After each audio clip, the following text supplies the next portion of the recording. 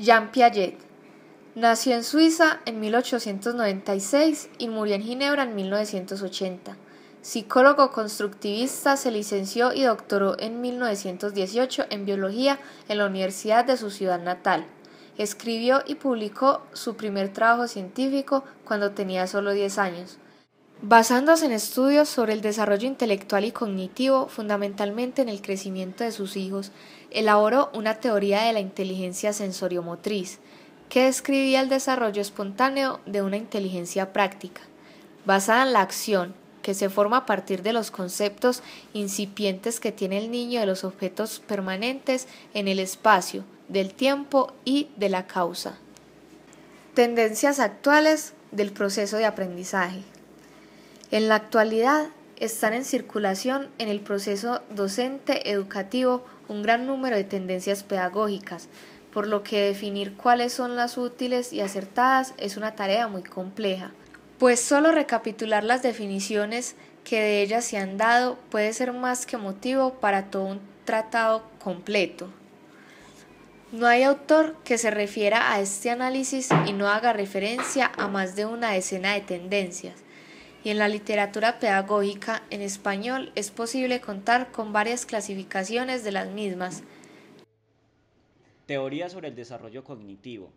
La inteligencia es un proceso de adaptación y un conjunto de operaciones lógicas. Ambas poseen atributos como la organización, que es la tendencia a organizar sus conocimientos en estructuras o esquemas de conocimientos, y la adaptación, que es la tendencia de nuestros conocimientos para adaptarse a los cambios del entorno.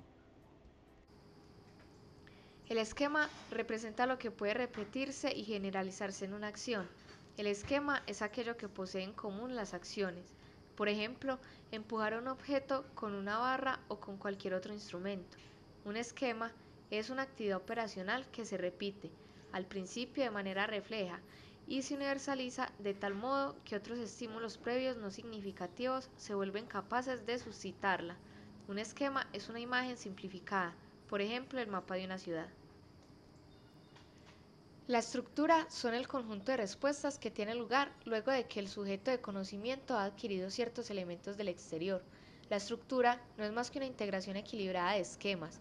Así, para que el niño pase de un estado a otro de mayor nivel en el desarrollo, tiene que emplear los esquemas que ya posee, pero en el plano de las estructuras. Organización es un atributo que posee la inteligencia y está formada por las etapas de conocimientos que conducen a conductas diferentes en situaciones específicas. Para Piaget, un objeto no puede ser más percibido ni aprendido en sí mismo, sino a través de las organizaciones, de las acciones del sujeto en cuestión. Adaptación. La adaptación está siempre presente a través de dos elementos básicos, la asimilación y la acomodación. El proceso de adaptación busca en algún momento la estabilidad y, en otros, el cambio. La adaptación es un atributo de la inteligencia que es adquirida por la asimilación, mediante la cual se adquiere nueva información, y también por la acomodación, mediante la cual se ajusta a esa nueva información. La asimilación se refiere al modo en que un organismo se enfrenta a un estímulo del entorno en términos de organización actual. La asimilación mental consiste en la incorporación de los objetos dentro de los esquemas de comportamiento, esquemas que no son otra cosa sino el armazón de acciones que el hombre puede reproducir activamente en la realidad. Acomodación. La acomodación implica una modificación de la organización actual en respuestas a las demandas del medio. Es el proceso mediante el cual el sujeto se ajusta a las condiciones externas. La acomodación no solo aparece como necesidad de someterse al medio, sino que hace necesaria también para poder coordinar los diversos esquemas de asimilación. El equilibrio es la unidad de organización en el sujeto cognoscente. Son los denominados ladrillos de toda la construcción del sistema intelectual o cognitivo. Regulan las interacciones del sujeto con la realidad, ya que a su vez sirven como marcos asimiladores mediante los cuales la nueva información es incorporada en la persona. Tipos de conocimiento según Piaget. Piaget distingue tres tipos de conocimientos que el sujeto puede poseer. Estos son los siguientes: físico, lógico-matemático y social. El conocimiento físico es el que pertenece a los objetos del mundo natural. Se refiere básicamente al que está incorporado por abstracción empírica en los objetos. La fuente de este razonamiento está en los objetos, por ejemplo, la dureza de un cuerpo, el peso, la rugosidad, el sonido que produce, el sabor y la longitud. Este conocimiento es el que adquiere el niño a través de la manipulación de los objetos que le rodean y que forman parte de su interacción con el medio.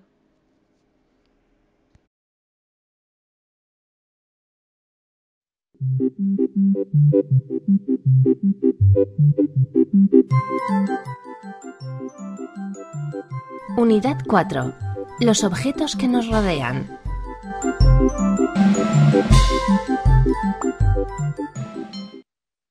Objetos de la naturaleza y objetos hechos por las personas.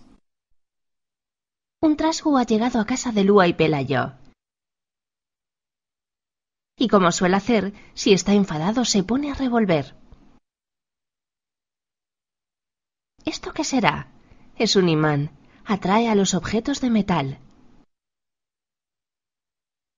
Queda el trasgu asombrado cuando en el coche de bomberos queda pegado. ¿Y esto qué será? Una lupa para mirar. Queda el trasgu asombrado. Mira y ve una mosca tan grande como un elefante. ¿Y esto qué será? Se llama sacapuntas o tajalápiz. Trasgu no va al cole y no lo sabe.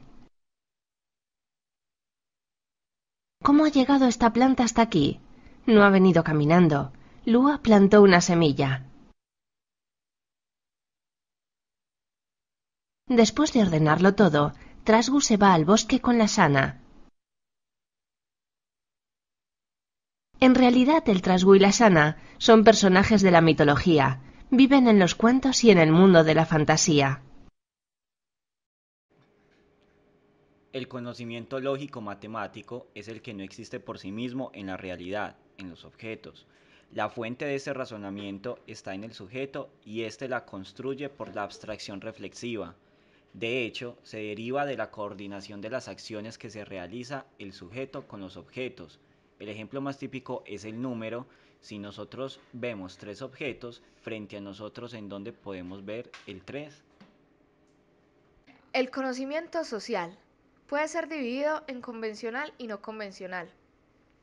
El social convencional es producto del consenso de un grupo social y la fuente de este conocimiento está en nosotros, amigos, padres, maestros, etc.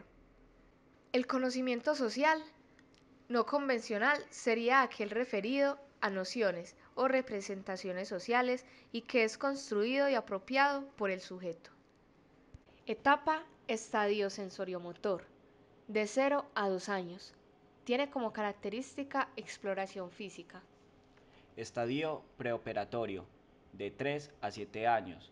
Características principales: el egocentrismo, pensamiento concreto, centrarse en una cosa, problemas para distinguir entre fantasía y realidad, problemas con juicios morales, problemas con inferencias. Estadio de operaciones concretas, de 8 a 12 años. Presenta características de simpatía por otros, atención descentrada, inferencias, progresos en la distinción fantasía-realidad, pensamiento concreto, énfasis en el presente. Estadio de operaciones formales, de los 13 a 17 años. Presentan características como énfasis en el futuro, comprensión de la probabilidad y razonamiento hipotético. El constructivismo por Vygotsky. El constructivismo es una corriente pedagógica basada en la teoría del conocimiento constructivista, que postula la necesidad de entregar al alumno herramientas, generar andamiajes, que le permiten construir sus propios procedimientos para resolver una situación problemática, lo que implica que sus ideas se modifiquen y siga aprendiendo. Modelo pedagógico conductista. El modelo pedagógico conductista o de condicionamiento, según Jean-Pierre, está basado en los estudios de Skinner e Ivan Pavlov sobre aprendizaje. En esta parte generalmente se dan los medios para llegar al comportamiento esperado y verificar su obtención. El problema es que nada garantiza que el comportamiento externo corresponda con el mental. Para otros autores, este modelo es una perspectiva técnica, la cual concibe la enseñanza como una ciencia aplicada y al docente como técnico. El aprendizaje es el proceso a través del cual se adquieren nuevas habilidades, destrezas, conocimientos, conductas o valores como resultado del estudio, la experiencia, la instrucción y la observación. El aprendizaje es una de las funciones mentales más importantes en humanos, animales y sistemas artificiales. El aprendizaje humano está relacionado con la educación y el desarrollo personal. Debe estar orientado adecuadamente y es favorecido cuando el individuo está motivado. La enseñanza es una actividad realizada conjuntamente mediante la interacción de tres elementos, un profesor o un docente, uno o varios discentes, y el objeto de conocimiento. Según la concepción enciclopedista, el docente transmite sus conocimientos a los discentes o alumnos a través de diversos medios, técnicas y herramientas de apoyo, siendo él la fuente del conocimiento y el discentes un simple receptor ilimitado del mismo. Este modelo consiste en el desarrollo de un conjunto de objetivos terminales expresados en forma observable y medible, a los que el estudiante tendrá que llegar desde cierto punto de partida o conducta derivada mediante el impulso de ciertas actividades, medios, estímulos y esfuerzos secuenciados y meticulosamente programados. En la perspectiva conductista, la función del maestro se reduce a verificar el programa, a constituirse en un controlador que refuerza la conducta esperada, autoriza el paso siguiente a la nueva conducta o aprendizaje previsto, y así sucesivamente. Los objetivos instruccionales son los que guían la enseñanza, ellos son los que indican lo que debe hacer el aprendiz. Por esto, a los profesores les corresponde solo el papel de evaluadores, de controladores de calidad, de administradores de los refuerzos. Aprendizaje significativo. Crea estructuras cognitivas con la relación sustantiva entre nueva información e ideas previas, las cuales supone condiciones y una actitud o actitudes de ideas previas con significación potencial del material. Jerarquizado por inclusión que puede ser combinada, superordenada o subordinada, o de asimilación que parte de organizadores previos como puentes cognitivos. Ausubel, psicólogo estadounidense, en su teoría del aprendizaje significativo, plantea que el aprendizaje del alumno depende de la estructura cognitiva previa que se relaciona con la nueva información. Debe entenderse por estructura cognitiva al conjunto de conceptos, ideas que un individuo posee en un determinado campo del conocimiento, así como su organización. En el proceso de orientación del aprendizaje es de vital importancia conocer la estructura cognitiva del alumno. No solo se trata de saber la cantidad de información que posee, sino cuáles son los conceptos y proporciones que maneja, así como de su grado de estabilidad. Los principios de aprendizaje propuestos por Ausubel ofrecen el marco para el diseño de herramientas cognitivas que permiten conocer la organización de la estructura cognitiva del educando, lo cual permitirá una mejor orientación de la labor educativa. Esta ya no se verá como una labor que deba desarrollarse con mentes en blanco o que el aprendizaje de los alumnos comience de cero, pues no es así, sino que los educandos tienen una serie de experiencias y conocimientos que afecten su aprendizaje y puedan ser aprovechados para su beneficio. Fases Sigmund Freud. La fase oral. La fase oral del desarrollo comienza con el nacimiento y continúa durante los primeros 18 meses de vida. Esta primera etapa del desarrollo se caracteriza por los aspectos físicos de succión, que abarcan la boca, la lengua y los labios. En esta fase de la vida, la succión equivale a la alimentación y la comodidad. Los individuos que no superen esta etapa tendrán fijación oral y serán propensos a comer en exceso, la bebida alcohólica, al cigarrillo o a comerse las uñas. Los individuos que tengan fijación en esta etapa y luchen contra esos deseos serán pesimistas y agresivos contra otras personas. Se creía que el principal conflicto que ocurre durante esta fase es el destete del niño del pecho de la madre. Fase anal. De acuerdo con la teoría de Freud, la fase anal del desarrollo se produce entre los 18 meses y los 3 años de edad. Esta fase se centra en la necesidad de controlar los intestinos, pero no solo se limita al control intestinal, sino que también exhorta el control que comienza a ejercer a los padres sobre los niños durante esta edad. Fase fálica.